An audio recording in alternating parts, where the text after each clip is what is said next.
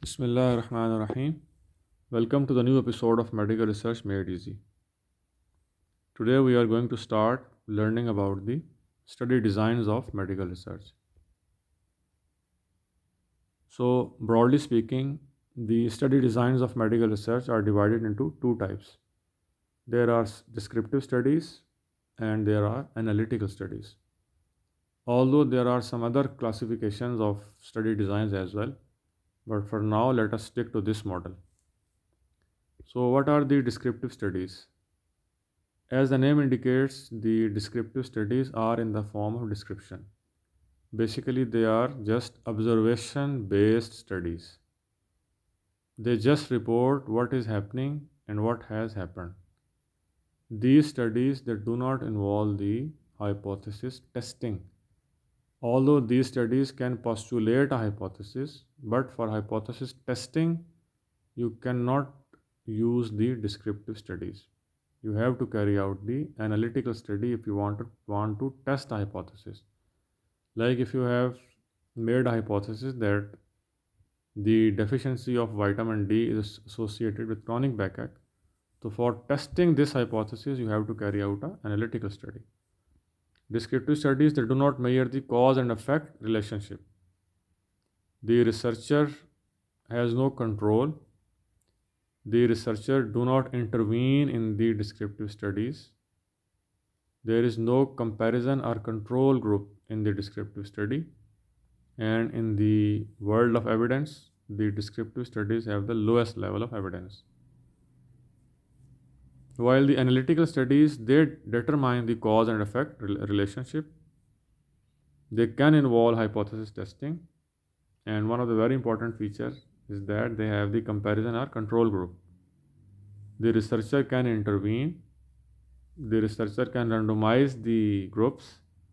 He can allocate one group into treatment group, the other group into observation group.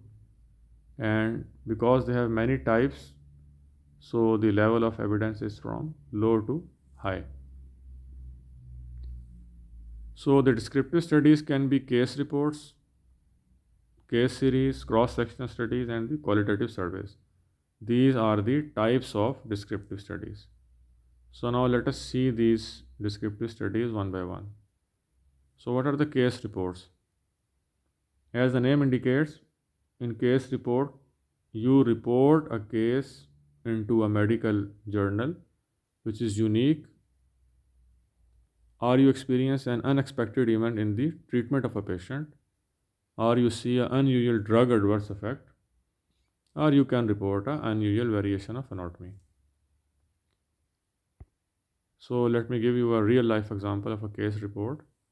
So before 1981, the Kaposi sarcoma was thought to be a disease of old age men. But in 1981, the eight physicians reported eight cases which they experienced in their clinical practice, and they found the Kaposi sarcoma in young homosexual men, and that was a very unusual finding.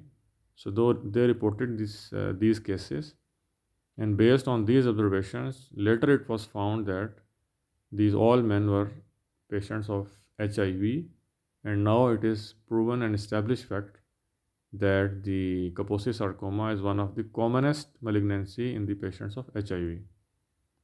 So the case report, they can lead to a hypothesis which can later be confirmed by analytical studies. So let me give you other examples of case reports. A surgeon is operating upon a patient with suspected acute appendicitis, but when he opens up the abdomen, he does not find the appendix. So he writes a case report, abscess appendix in a 21-year-old boy. Another example, like a surgeon, he puts the camera in the abdomen and doing a lab chole, and he found that there are two gallbladders. So duplication of gallbladder, a case report. So because the case reports are written in a different style, बाकी सारी studies से case report को report करने का और लिखने का style different होता है. So let us see this in a slide. The case reports have a short abstract. usually 100 to 150 words, and this abstract is non-structured. ये एक पैराग्राफ की फॉर्म में होता है. The sections of the case report are the introduction, case history, discussion, and then conclusion.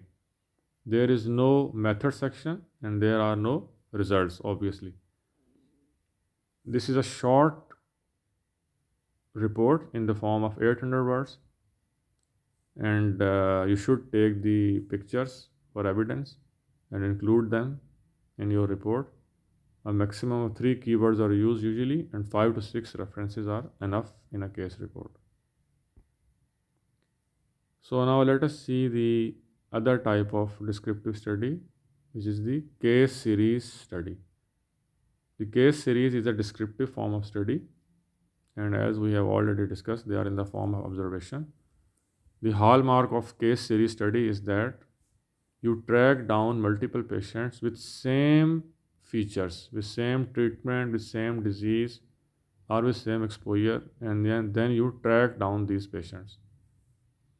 This study may be consecutive when you take all the patients, or it can be non-consecutive. You can choose the selective patients and then you will track them. But the hallmark will be they will be having the same features. The case series study can postulate a hypothesis, as we have already discussed, but they cannot test it. The advantage is that they are easy and cheap, and you can do a retrospective or prospective case series study. You can track down the patients and you can also track down the records. The no control group is there in the case series study, but the biggest disadvantage is that there are many bias in the case series study, like selection bias, because the researcher has to self select the patient, and keeping in mind his own hypothesis, he can select certain patients and he can ignore certain. And in the field of evidence, the case series studies have the lowest level of evidence. So let me give you a real life example of case series study. In 1941, the Gregg in Sydney, he postulated a causal relationship with rubella epidemic and congenital abnormalities in the children. He found that many children in Sydney, they were born with congenital cataract and cardiac abnormalities. And before 1941, there was a large scale epidemic in Sydney of rubella. And when the Gregg tracked down those children with congenital rubella, he found that the mother of all those children had rubella while they were pregnant. So he postulated a hypothesis that the congenital cataract and cardiac abnormalities in the children can be because of the rubella disease in their mothers while they were pregnant. And now it's a well known fact that rubella during pregnancy may badly affect the unborn child. So, because we have so much talked about the level of evidence, let me show you the hierarchy of level of evidence as suggested by the Oxford Center for Evidence-Based Medicine. So you can see that at the lowest level are the expert opinions, are the editorials which are written in the journals. They have the lowest evidence. Then are the case series and case reports and cross-section studies as well, which we will see in the next episode. They are all the descriptive studies. Then are the case control studies, cohort studies, and the randomized control trials, which are basically the analytical studies. And at the highest level of evidence are the systematic reviews and the meta-analysis, which we will see later.